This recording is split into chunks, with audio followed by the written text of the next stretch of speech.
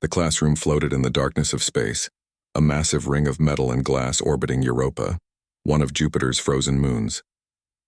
Through the wide windows, cadets could see the giant planet's swirling storms and the scattered lights of mining stations on the ice below. But Lisa Morgan wasn't looking at the view. Her eyes were fixed on the stone tablet sitting on the examination table in front of her. The year was 2287, and humanity had spread across dozens of star systems. The Orbital Defense Academy trained the best and brightest cadets to protect human colonies and study the mysteries of the galaxy. Lisa had joined the academy 2 years ago, hoping to become a xenoarchaeologist, someone who studied the ruins and artifacts of dead alien civilizations. She was good at languages and codes, better than most of her classmates, but she was quiet and kept to herself. Commander Gregory Hughes stood at the front of the classroom, his gray uniform pressed and perfect. He was a tall man with sharp eyes that missed nothing. He had spent 20 years in the fleet before becoming an instructor, and he ran his classes with military precision. "Listen up, cadets," Hughes said, his voice cutting through the chatter. "What you see before you are artifacts recovered from Vex Prime, a dead world in the Sigma Draconis system. The survey team found these tablets in what appears to be a warning monument near the planet's equator. Your assignment is to analyze them and report your findings by the end of the week." Lisa leaned forward, studying the tablet more closely. It was roughly the size of a dinner plate, made of a dark gray stone that seemed to absorb light rather than reflect it. Strange symbols covered its surface, arranged in neat rows like text, but they didn't match any known language in the galactic database. "Morgan, you're paired with Cooper," Hughes announced, reading from his datapad. Lisa's stomach sank. Danny Cooper was everything she wasn't. Loud, confident, always sure he had the right answer. He was a tech specialist, good with computers and machines, but he treated the linguistics work like it was beneath him. He strutted over to her table with his usual cocky grin. "Looks like you're stuck with me," Danny said, dropping into the chair beside her. "Don't worry, I'll have this figured out before lunch." Lisa didn't respond. She picked up the scanning wand and began running it over the tablet's surface, recording every detail. The symbols were carved deep, suggesting they were meant to last. Whoever made this wanted the message to survive. Professor Helen Carter, their xenoarchaeology instructor, moved between the tables, checking on each pair of students. She was a small woman with silver hair and kind eyes, but she had a reputation for being tough on lazy thinking. "What's your initial assessment?" Carter asked, stopping at their table. Danny jumped in before Lisa could speak. "The symbols look like a standard pictographic language, probably religious text or historical records. I'll run it through the translation matrix and have an answer by tomorrow." Carter's expression didn't change. "And you, Morgan?" Lisa hesitated, then spoke quietly. "I don't think it's a language at all, Professor. The patterns are too regular, too mathematical. It looks more like a code or a sequence." Danny rolled his eyes. "Everything looks like a code to you, Morgan. Sometimes a symbol is just a symbol." Carter studied the tablet for a long moment. "Test both theories. I want complete analysis from both approaches."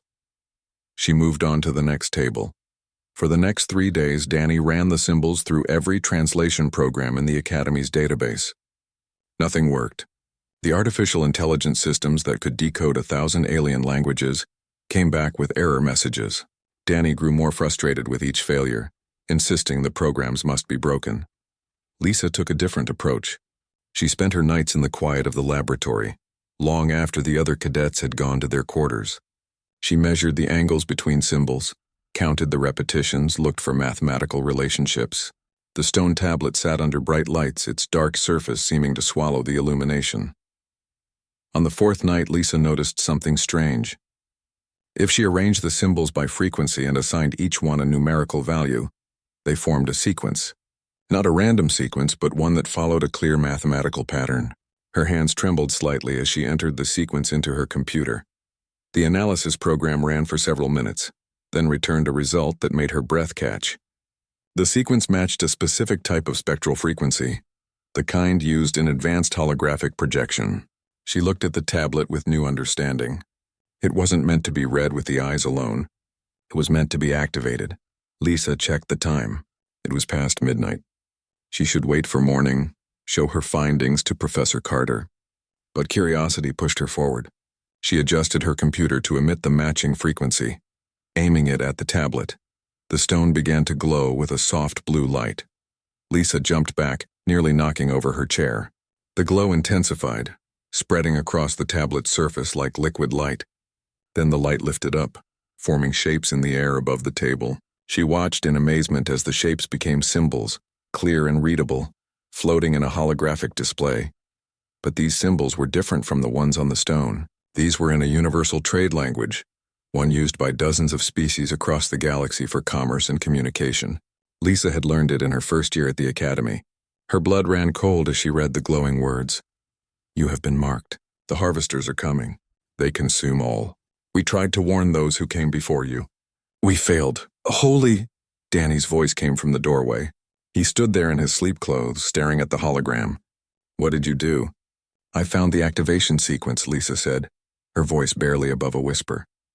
Danny, we need to get Professor Carter, now. But Danny was already running down the corridor, shouting for the instructor. Within minutes, the laboratory was filled with people. Professor Carter arrived first, still in her nightgown with a coat thrown over it.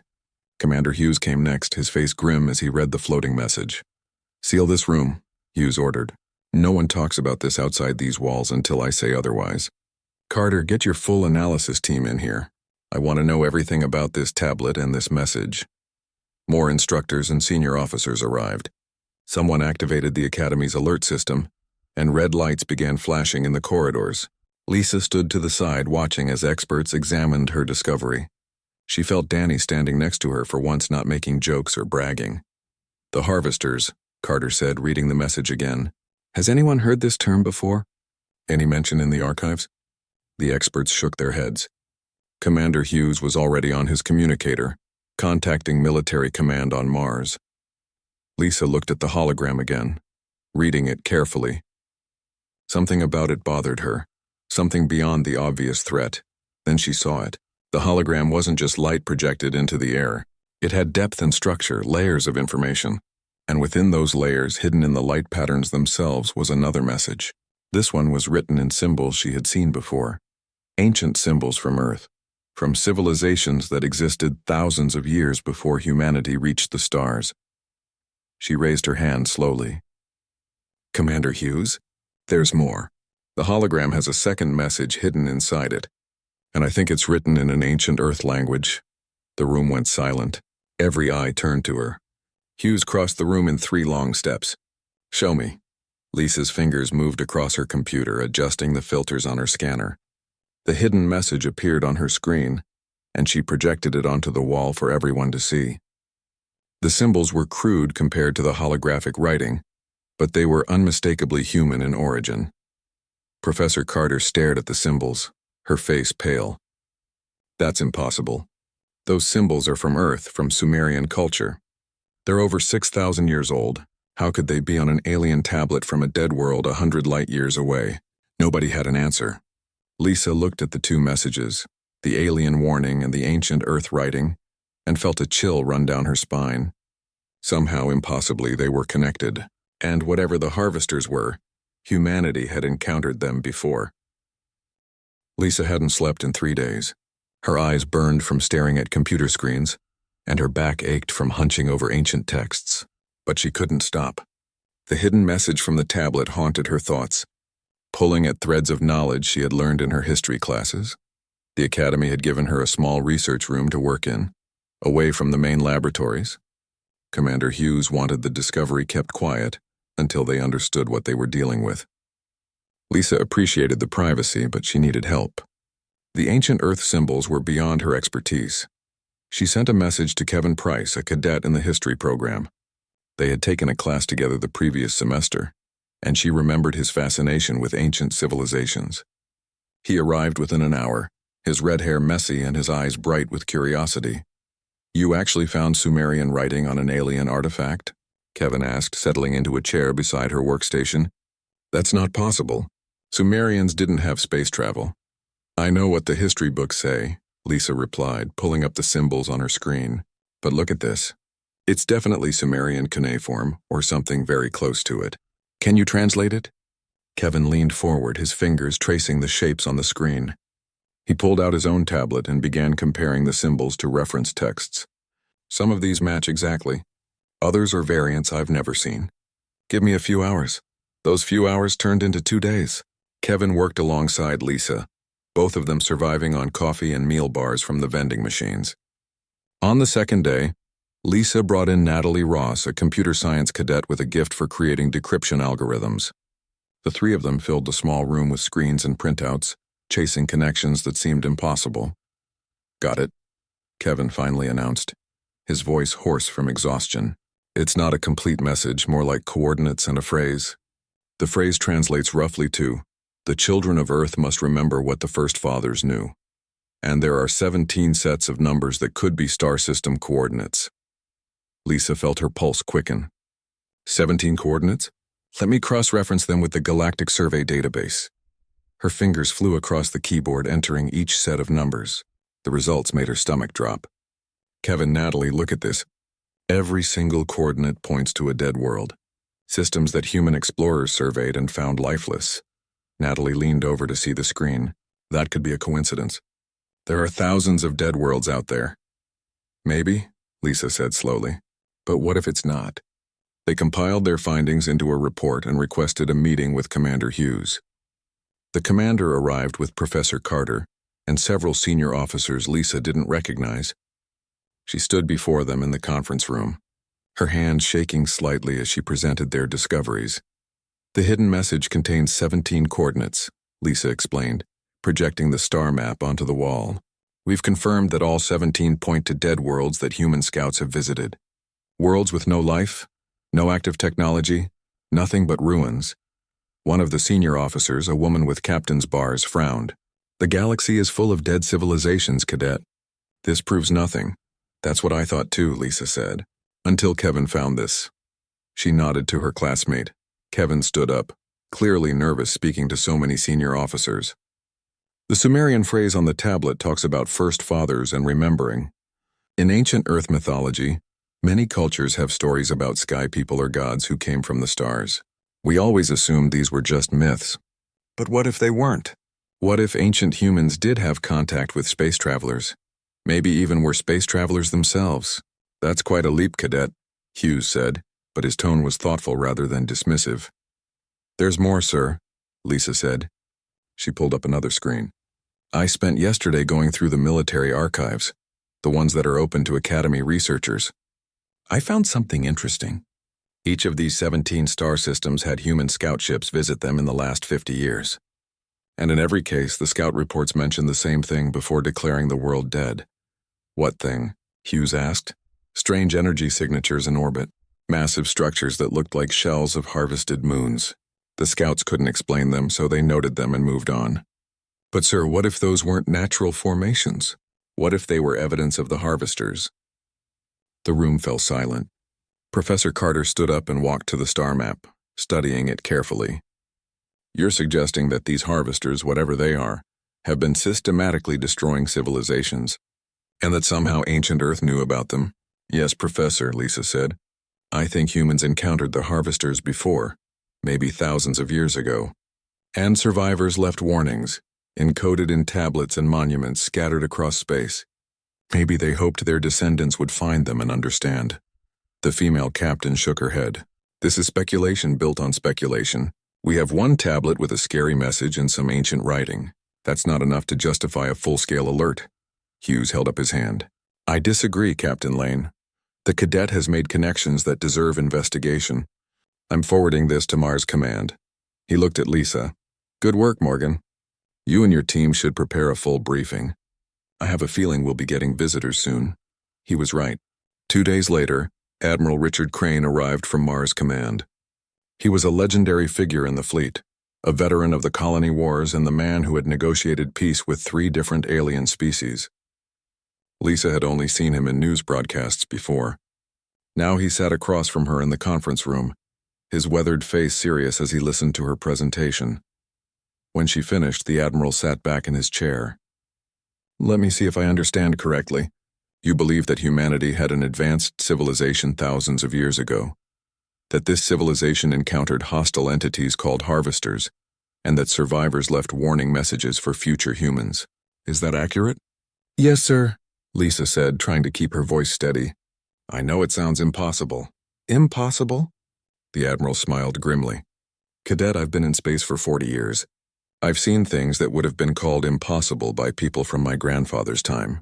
The question isn't whether your theory is possible. The question is whether we can afford to ignore it. He stood up and walked to the window, looking out at Jupiter's massive form. I lost a lot of good people in the colony wars. We were unprepared for that conflict because we ignored warning signs, dismissed intelligence reports as impossible. I won't make that mistake again. The Admiral turned back to face them. Commander Hughes, I'm authorizing a full investigation. We need to visit these dead worlds and look for more evidence, and I want this cadet team involved. They found the connection. They should help us understand it. Hughes nodded. I'll arrange transport, sir. Already done, Crane said. I'm assigning the research vessel Meridian to this mission. Captain Patricia Wells is a good officer, experienced with first contact situations. The ship leaves in 3 days. Lisa felt her heart race. She was going to leave the academy, travel to alien worlds, search for answers to a mystery that spanned thousands of years. It was everything she had dreamed of when she joined the xenoarchaeology program. But underneath the excitement was a cold thread of fear. The harvesters had destroyed entire civilizations. If they were coming back, if Earth really was trying to warn humanity across the ages, then time was running out. The meeting broke up, and the cadets were dismissed to prepare for the mission. As Lisa packed her belongings in her small quarters, Danny appeared in the doorway. So we're really doing this, he said, chasing ancient warnings and dead civilizations. Scared? Lisa asked. Terrified, Danny admitted, but also excited. This is bigger than exams and simulations. This is real. He paused. Look, I'm sorry I didn't take your theories seriously at first. You were right, and I was being an idiot. Lisa looked up, surprised. Danny Cooper never apologized. We're a team now. We need to work together if we're going to figure this out. Agreed, Danny said, extending his hand. She shook it. The Meridian was a sleek research vessel, smaller than a military cruiser but packed with scientific equipment and analysis labs. Captain Patricia Wells greeted them aboard with a firm handshake and a no-nonsense attitude. I've read your reports, Wells said as she showed them to their quarters. I won't lie to you. I'm skeptical about ancient humans and space warnings. But the Admiral believes in your theory enough to send us out here, so we'll investigate properly. The first dead world is 3 days away at full speed. Use that time to prepare. I want detailed plans for what we're looking for and how we're going to find it. Lisa spent those 3 days barely leaving the ship's laboratory. She pored over the survey reports from the 17 dead worlds looking for patterns. Kevin researched ancient Earth history, searching for any other references to sky people or ancient warnings. Natalie worked on improving their scanning equipment, making sure they could detect hidden messages or dormant technology. On the third day, the Meridian dropped out of faster-than-light travel and entered orbit around Ashkor, a dead planet in the Tau Ceti system. Through the view screen, Lisa could see a world of gray rock and empty oceans, its cities reduced to ruins. The shuttle descended through Ashkor's thin atmosphere, buffeted by winds that howled across the dead planet's surface. Lisa gripped her seat harness, watching through the window as they approached what had once been a thriving city. Now only crystallized structures remained, twisted towers of what looked like melted glass reaching toward the pale sky. Captain Wells piloted the shuttle herself, bringing them down near a massive temple complex at the planet's equator. The structure was enormous, larger than anything humans had built before the space age. Its walls were covered in the same strange carvings they had seen on the first tablet. Pressure suits on, Wells ordered as they landed. The atmosphere is breathable but thin. You'll tire quickly without supplemental oxygen. The landing ramp lowered with a hiss and Lisa stepped onto the surface of a world that had been dead for who knew how long. The ground was hard beneath her boots, baked by the planet's sun into something like ceramic. In the distance, the ruins of what had once been a city stretched to the horizon, empty and silent. Danny walked beside her, his scanner active and recording everything. No radiation, no biological contaminants. Whatever killed this world, it didn't leave poison behind. That's almost worse, Kevin said, his voice crackling over the suit radio. It means they were thorough. They wanted to leave nothing behind. The temple entrance was a massive archway, easily 30 feet tall. Lisa shone her light into the darkness beyond. The beam caught carvings on the walls, symbols and images that made her breath catch. She moved closer, running her gloved hand over the stone. "Professor Carter," she called over the radio. Carter was back on the meridian monitoring their progress. "You need to see this. The carvings here are identical to the ones on the Vex Prime tablet." "Take detailed scans," Carter's voice replied. "Every angle, every symbol." They moved deeper into the temple. The passage opened into a vast chamber, its ceiling so high that Lisa's light couldn't reach it. And everywhere, covering every surface, were tablets. Hundreds of them, maybe thousands, all carved with the same mathematical sequences. "This is a library," Natalie said, her voice filled with awe. "Or an archive." They wanted to make absolutely sure the message survived. Lisa approached the nearest tablet and activated her scanner. The mathematical sequence appeared on her display, identical to the one she had decoded days ago. But something was different. These tablets are arranged in a pattern. Look, they form concentric circles radiating out from the center of the chamber. "A countdown," Danny said suddenly. He was standing at the chamber's center, his own scanner active. "Lisa, these aren't just warnings. They're a timeline. Each circle represents a period of time. If I'm reading this correctly, this is showing when the harvesters come back." Lisa hurried to his side, checking his readings against her own. Her stomach dropped as the implications became clear. "Danny, this pattern suggests the harvesters return every 50,000 years like clockwork. They sweep through this region of the galaxy, consuming everything, then move on." "When are they due back?" Wells asked, her voice tense. Lisa ran the calculations twice, hoping she had made a mistake. She hadn't. According to this timeline, they're scheduled to return to human space within the next 5 years. "Maybe sooner." The radio crackled with silence. Then Wells spoke. "Continue your survey. We need everything this temple can tell us." They spread out through the chamber, scanning tablets and recording data. Lisa found herself drawn to the far wall, where a massive mural had been carved into the stone. She aimed her lights at it, and the image that appeared made her blood run cold. The mural showed creatures, if they could be called that. They looked like nothing Lisa had ever seen or imagined. Vast organic shapes that seemed to shift and flow even in the still image. They surrounded a planet, covering it like a swarm, and beneath them the planet's surface turned gray and lifeless.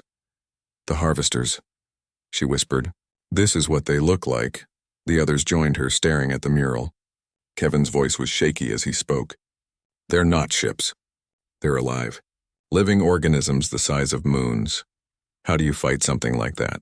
Danny asked. The mural continued along the wall, telling a story in images. It showed civilizations trying to fight back. Weapons that left no mark on the harvesters' bodies. It showed worlds going dark one by one. Entire star systems falling silent. But at the end of the mural there was something different, a symbol that Lisa recognized from the hidden message on the first tablet. "Look here," she called the others over. "This symbol appears in the Sumerian text from the original tablet. I think it means weapon or defense, and it's surrounded by other symbols pointing outward like directions." Kevin studied the image. "It's a map. They're telling us where to find something that can stop the harvesters." They photographed everything, recording every detail of the mural and the surrounding tablets. As they worked, Lisa noticed something else. Small chambers branched off from the main room, each containing more tablets. She entered one of the chambers and found something unexpected. These tablets were different. The carvings were cruder, less refined, but the language was unmistakable. Human writing, ancient but definitely from Earth. And not just one language. She saw symbols from Egypt, from ancient China, from civilizations that had risen and fallen thousands of years before humans reached the stars. "Captain Wells," Lisa said, her voice urgent. "You need to get down here. I found something."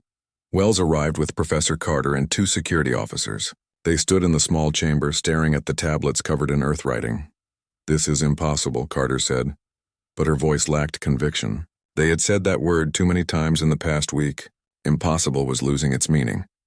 Lisa picked up one of the smaller tablets, one covered in what looked like ancient Greek. What if it's not impossible? What if humans really did have a spacefaring civilization before recorded history? What if we've been to the stars before? That would rewrite everything we know about human history, Wells said. "Maybe that's exactly what needs to happen," Kevin replied. He was holding a tablet with Egyptian hieroglyphics, his hands trembling slightly. "Maybe we've been telling ourselves the wrong story all along." They spent 6 hours in the temple, cataloging everything they could find. When they finally returned to the shuttle, exhausted and overwhelmed by what they had discovered, Lisa carried a data chip containing scans of thousands of tablets. Somewhere in that data was the answer to stopping the harvesters. She was sure of it. The Meridian left Ashkor's orbit and jumped to the next coordinate on the list. Over the following weeks, they visited 5 more dead worlds. Each one had a similar temple, a similar library of warnings, and each one had tablets written in ancient Earth languages, proof that humans had been there long before. At each location, they found more pieces of the puzzle. The harvesters were drawn to technology, to the electromagnetic signatures of advanced civilizations. They fed on energy itself, draining fusion reactors, power grids, even the bioelectric fields of living beings. When they finished feeding, nothing remained but cold rock. But the ancient civilizations had also left clues about how to fight back. Lisa began to see patterns in the symbols, references to something called the nullifier. It appeared again and again in the murals and tablets, always shown as a device or structure separate from the civilizations it protected. On their 7th world, a frozen planet called Eridu 7, they made a discovery that changed everything. The temple here was buried under miles of ice. It took them 3 days of drilling to reach it, but when they finally broke through, they found more than just tablets. They found a facility. A human facility unmistakably built by people from Earth.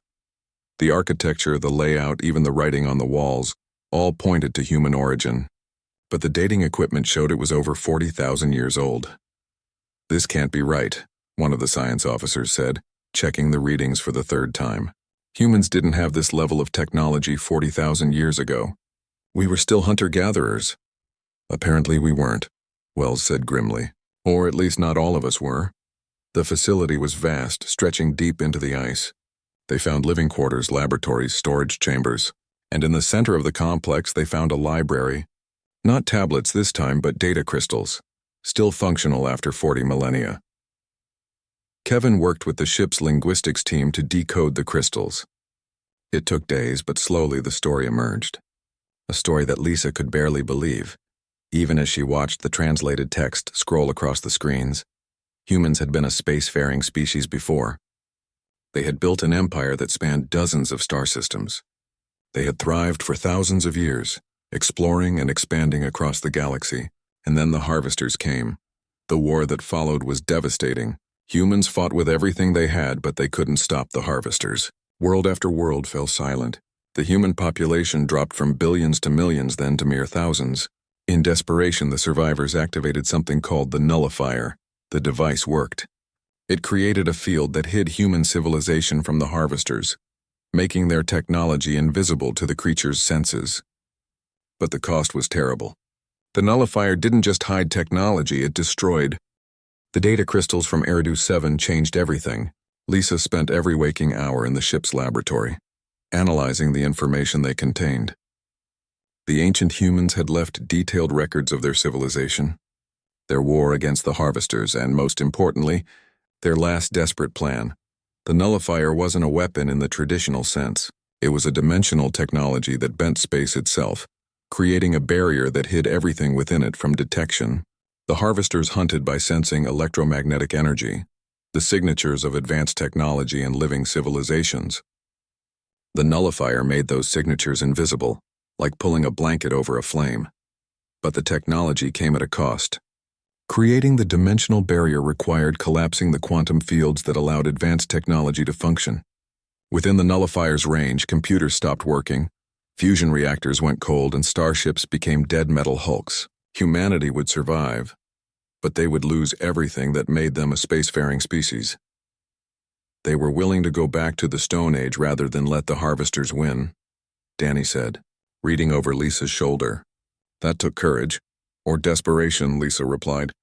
She pulled up another file, one that showed calculations and projections. Look at this.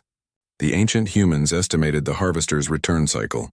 They were trying to give us time to find a better solution. Natalie leaned over to study the numbers. These calculations match what we found in the temple on Ashkor. The harvesters operate on a 50,000-year cycle, sweeping through different regions of the galaxy. They're like locusts moving in a pattern, which means they're predictable, Kevin said. He was sorting through historical records, comparing ancient Earth legends with the data from the crystals. If we know when they're coming, we can prepare. Captain Wells entered the laboratory, her face drawn and tired. I have news from Admiral Crane. He's mobilized the fleet based on our reports. But there's a problem. Long-range sensors have picked up something in deep space, moving toward human territory. Something big. Lisa felt her heart sink. How big? The sensor readings are unclear, but preliminary estimates suggest objects the size of small moons. Multiple objects moving in formation. They're still beyond the outer colonies, but they're coming faster than the ancient timeline predicted. They're early, Danny said, his voice hollow. Why would they come early? Lisa thought back to the murals they had seen, the descriptions in the ancient records. The harvesters are drawn to energy signatures. Over the past century, humanity has been expanding rapidly. More colonies, more ships, more fusion reactors broadcasting their presence across space. We probably lit up like a beacon to them. Wells nodded grimly. That's what Admiral Crane thinks too. Our expansion drew their attention. She looked at the data covering the laboratory screens. Do we know where the nullifier is? Can we activate it before they arrive?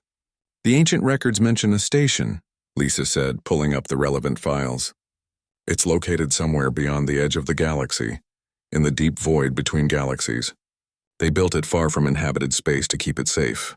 The exact coordinates are encoded in a puzzle spread across multiple locations. Of course they are, Wells muttered. How long will it take to solve this puzzle? Lisa exchanged glances with her team.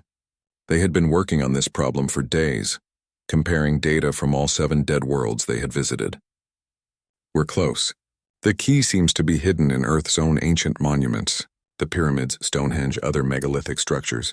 Their alignments contain astronomical coordinates. You're telling me the ancient humans encoded the location of a defensive superweapon in the position of the pyramids? Wells asked. It's actually brilliant, Kevin said. Those structures have survived for thousands of years. They're impossible to miss, part of Earth's collective heritage. Anyone from Earth who reached the stars and started looking for answers would eventually study them. Natalie had been running calculations on her computer. I think I've got it. If we combine the astronomical alignments from the 3 largest pyramid complexes with the stellar coordinates from the Eridu 7 database, we get a location in deep space approximately 2 million light-years from here. 2 million light-years? Wells shook her head. That's beyond anything humanity has explored. The fastest ship in the fleet would need months to reach it. Then we'd better start now, Lisa said, because according to these sensor readings, the harvesters will reach the outer colonies in less than 3 months. The meridian set course for the coordinates Natalie had calculated. They jumped into faster-than-light travel, pushing the engines to maximum safe speed. As they traveled through the void between galaxies, Lisa continued studying the ancient records, searching for anything that might help them. She found something that made her blood run cold. A section of the database that had been locked, protected by multiple layers of encryption. It took Natalie 2 days to break through the security, and when they finally accessed the file, Lisa understood why it had been hidden. The nullifier would save humanity from the harvesters, but it would also destroy everything modern humans had built. Every colony, every ship, every piece of technology within its range would cease to function. Billions of people would be stranded on their worlds, cut off from support, forced to survive with pre-industrial technology. Many would die before they could adapt. They didn't want us to know, Lisa said softly, staring at the casualty projections. The ancient humans hoped we would find a better way. Maybe we can, Danny said. He had been unusually quiet during the journey, spending his time in the engineering section studying the nullifier's technical specifications. Look at this. The device works by generating a specific dimensional frequency that disrupts quantum fields. But what if we could modify that frequency? Lisa looked at the equations he was showing her. Modify it how? The ancient humans used the nullifier as a shield hiding from the harvesters. But a shield can also be a weapon if you use it right. What if instead of hiding our energy signatures, we made them toxic to the harvesters? Change the electromagnetic spectrum they feed on into something they can't consume. That's theoretical physics way beyond our training, Natalie said. But she was already pulling up simulation programs testing Danny's idea. Although if we adjusted the quantum resonance here and shifted the dimensional field parameters here, they worked through the journey, building theoretical models and running simulations. Captain Wells checked on them regularly, bringing food and making sure they slept at least a few hours each night. Professor Carter joined them via video link, providing expertise and suggestions. The Meridian finally emerged from faster-than-light travel in a region of space so empty that the nearest star was just a distant point of light. At first, their sensors showed nothing. Then, as they moved forward on conventional engines, a massive structure appeared on the screens. The station was enormous, a ring of dark metal kilometers in diameter. It hung in the void like a monument to a dead civilization, its surface covered in the same symbols they had seen on the tablets. But unlike the dead worlds they had visited, this station was still active. Dim lights glowed along its surface and their sensors detected a power source at its core. "It's been waiting," Lisa said, "waiting for someone to come and use it." Captain Wells assembled a landing team. Lisa, Danny, Kevin, and Natalie were joined by Wells herself and 2 security officers. They took a shuttle across to the station, passing through an airlock that opened automatically as they approached. The interior of the station was vast and empty, corridors wide enough to drive vehicles through. Emergency lighting flickered on as they walked, activated by their presence. Everything was covered in dust, but the basic system still functioned after 40,000 years. They found the nullifier at the station's core. It was beautiful and terrible at the same time, a massive sphere suspended in the center of a chamber, surrounded by machinery that hummed with barely contained power. Holographic displays appeared as they entered, showing schematics and instructions in multiple languages, including modern English. "It's designed to be used," Kevin said, studying the displays. "They made it as simple as possible. Anyone who found this place could activate it." Lisa approached the control panel, her hands shaking. The instructions were clear. 1 button to activate the nullifier's field, creating a shield that would hide humanity from the harvesters. But it would also destroy every piece of advanced technology within a radius that encompassed all of human space. Danny was already at another console, working frantically. "I need time to modify the frequency. If this works, we won't have to hide. We can drive them away permanently." "How long?" Wells asked. "Hours, maybe days. I won't know until I start." "You don't have days," Wells said. She pulled up a message on her communicator, her face pale. "Admiral Crane just sent this. The harvesters have reached the outer colonies. 3 worlds have already gone silent. They're moving toward Earth." Lisa looked at the control panel, then at Danny working desperately at his console. They had found humanity's last hope, but they might not have time to use it properly. The choice the ancient humans had faced was now theirs: save humanity by destroying everything they had built, or risk extinction trying to find a better way. The holographic displays in the nullifier's control chamber showed the harvesters advancing through human space like a plague. Red markers indicated colonies that had gone silent, their populations dead or dying, as the massive creatures drained every ounce of energy from their worlds. Lisa watched the map update in real time, each new red marker representing millions of lives lost. "The fleet is engaging them near the Centauri colonies," Captain Wells said, reading reports from Admiral Crane. "Early results are not good. Our weapons are having minimal effect. It's like shooting at mountains with pistols." Danny hadn't looked up from his console in hours. His fingers flew across the holographic controls, adjusting equations and running simulations. Sweat dripped down his face and his eyes were bloodshot from exhaustion. "I'm close. The frequency modification should work in theory, but I need to test it. 1 wrong calculation and we might make things worse." "We don't have time for testing," Wells said, but her voice was gentle. She knew the pressure Danny was under. Lisa stood at the main control panel, staring at the activation button. It would be so easy. 1 press and the nullifier would activate, creating the shield that had saved humanity 40,000 years ago. Billions would survive, but modern civilization would end. All the progress, all the knowledge, all the wonders humanity had achieved in reaching the stars would be erased in an instant. Her hand hovered over the button. "Don't," Kevin said quietly. He had been reading through the ancient logs, the personal accounts left by the humans who had made this same choice millennia ago. "Listen to this. It's from the commander who activated the nullifier last time. She wrote, 1, we save our species today, but we condemn our children to darkness. I pray that when they rise again, they find a better way." "They did find a better way," Natalie said. She was helping Danny with the calculations, double-checking his work. "We found this place. We understand the technology better than they did. We have a chance they never had. The holographic map updated again. More red markers. The harvesters were accelerating, drawn by Earth's powerful energy signature. Admiral Crane estimated they would reach the home system within 48 hours. Status report, Wells demanded. Danny wiped his face with his sleeve. I think I have it. The modified frequency should disrupt the harvester's feeding process. Instead of draining energy, they'll find it toxic, poisonous to their biology. They'll be forced to retreat. You think you have it? Wells asked. That's not good enough, Cadet. We need certainty. There is no certainty, Danny snapped, his exhaustion making him bold. This is theoretical physics that nobody has ever tested. But the math is solid. The simulations work. It should drive them away without destroying our technology. Should, Wells repeated. She looked at Lisa. What do you think, Morgan? You started this investigation. You found the first clue. What's your call? Lisa closed her eyes, thinking of her parents on Earth, her friends at the academy, all the billions of people who had no idea their fate was being decided in this ancient station. She thought of the humans who had come before, who had sacrificed everything to give their descendants a chance. The ancient humans hoped we would find a better way. Lisa said slowly. They left us all the pieces, all the knowledge. They trusted us to be smarter, to learn from their mistakes. I think we have to try Danny's modification. If it fails, I can still activate the standard shield. But we owe it to them and to ourselves to try. Wells nodded slowly. Admiral Crane needs to know. He has to coordinate the fleet. She opened a communication channel. The Admiral's face appeared on the holographic display, his expression grim.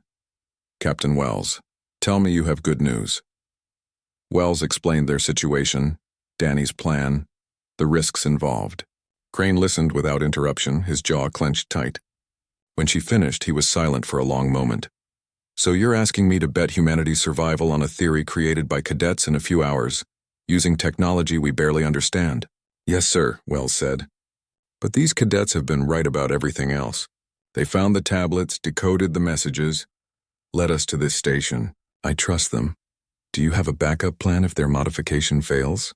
Cadet Morgan can activate the standard nullifier shield immediately. It would destroy our technology, but save our people.